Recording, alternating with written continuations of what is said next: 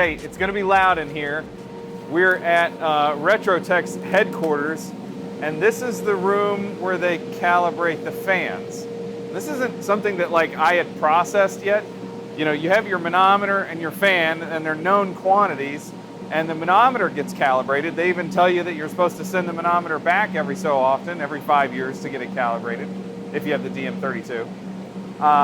And we're taking a tour of the facility, and they have all these chambers all over the room, and this is where they calibrate the fans. So we'll go see the manometers in a second, but this is pretty interesting. They run, well, let's go to the backside first, because I think that's where the fun starts. Again, there's a lot of fans going in here, it'll be loud. They have effectively their 4,000 unit attached to the backside of this big steel cage that they've built. And this is just a flow chamber, basically. They have 2 of the 6,000 fans bolted together. Sam was just telling me that one of them, the blades are inverted the opposite direction, but the flow still goes the same way because you can kick up the amount of flow. So these guys are hooked up here. They're controlled by the computer. They feed into this chamber. This chamber has an expanded metal lath inside, and then a bunch of like apertures down the middle that then feed to the fan on the other end. We're going to walk back down. All that air comes through this system, feeds through the computer, and then they're able to just plug in one of their fans, quickly swap them out for testing. They run a bunch of different cycles to know that this thing is actually reading the way it's supposed to be reading. It's generating, you know, through the ports, the correct reading. This fan's not running. They're forcing air through this fan, through the housing, to make sure that everything is calibrated correctly. And they're doing it for their doors, for the duct testing equipment. They have flow hood over there that they're testing. They have all these little chambers in here, and they all are effectively the same thing. There's mechanisms inside to make the air flow through properly and at a measured rate, and then just their equipment on both ends. I thought the coolest thing in here was they're using their fans to feed the unit. And I was talking to Shelby, one of the guys in here. I was like, yeah, you guys make a bunch of stuff for moving air. Like, why not use it to move the air into the chamber? Pretty interesting that I had never even considered that you'd have to take care of the fan as well as the manometer. So let's go to the manometer room now and talk to Sam about how everything gets calibrated there, how you can send stuff back, and it's pretty interesting. Let's go take a look. So from the fan calibration room to the manometer assembly and calibration room, this is Sam Myers with Retrotec. Sam's official title is building scientist, but Sam is kind of what I think of as like the face of Retrotec. You're the guy in all the tech help and everything like that. Sure. If you're lucky enough to get your hands on Sam's cell phone number, he also answers the phone when you have problems. But we wanted to start the tour in this room with what is kind of a ridiculous wall in a sense. These are manometers through history with Retrotec. I mean, we have the DM1. This is the DM32 original case, you said? Yep. I never saw it like this. I only saw it like this. How long has it been since you guys made the DM2 before we... Let's see, the DM2, it came out in 2006, I think, and then we stopped making it in 2012. Okay. And so that... We stopped making it in 2012, and when we get to the back, you'll see there are some back there for calibration.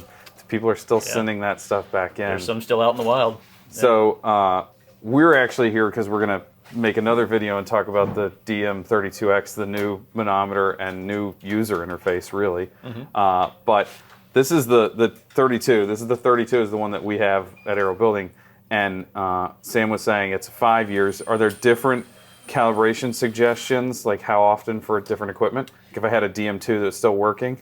Yeah, so the big difference is when we switched over from the DM2 to the DM32, we switched from an analog sensor to a digital sensor. So that allowed us to give us a longer calibration timeline.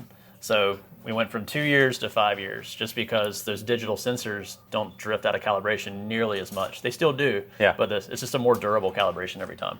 So what is the turnaround for recalibration on like a DM32? I mean, it varies by how busy you guys are? Yeah, usually, I mean, you can usually expect us to have it for a few days and then ship it back out. So you got to remember, like, if your entire company runs off of a blower door, like if you're just just doing blower door testing and you have to mail that thing off, like you have to time that with a vacation or a month's worth of paperwork or 2 weeks worth of paperwork or whatever. Yeah, or just have a backup. There you go. Just buy 2 is what Retrotec's saying. Buy more. So we're going to walk back to the calibration room now, and we get to, like, there's all sorts of things being assembled and tested, and there's a bunch of battery checks, manometer checks, refurbishing.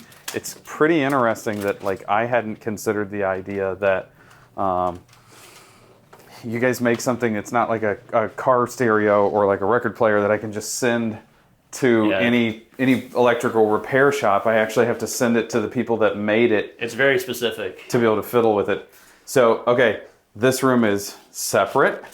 Yep. It's quieter, and it has a very clean workspace. What, tell me about what the medical looking equipment is that's in here.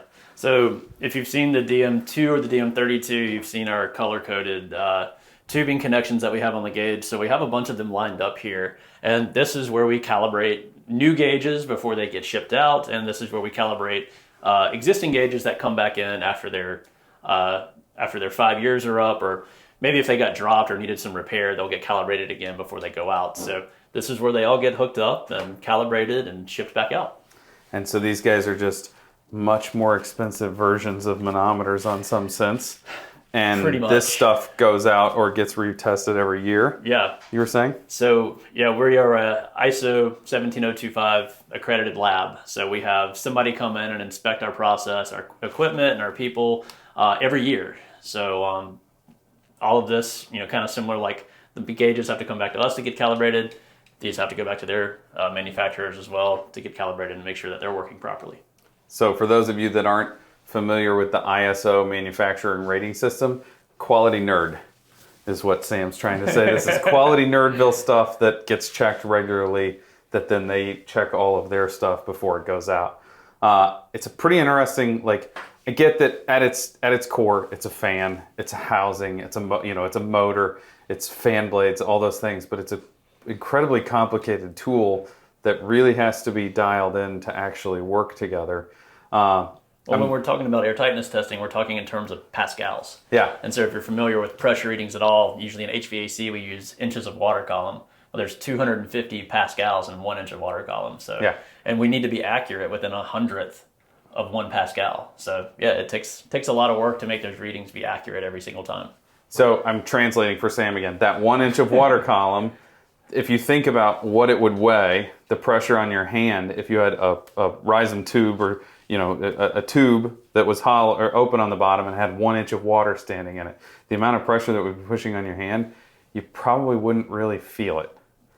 And there's 250 pascals in that 1 inch of water column. So when you think about blower door testing a house, a building to 50 or 75 or 100 pascals of pressure, that's almost nothing. And when you get to almost nothing, accuracy becomes that much more difficult at the almost nothing part. Yeah, exactly. So, okay, stay tuned for more from Retrotec. We're here all day. We're going to get to go to their release party, their launch party for the new manometer. But I thought it was cool that we got to walk through and see how things are calibrated here. The science aspect of getting to play with my yellow and orange door is not something that I think about that often. So, thanks for watching.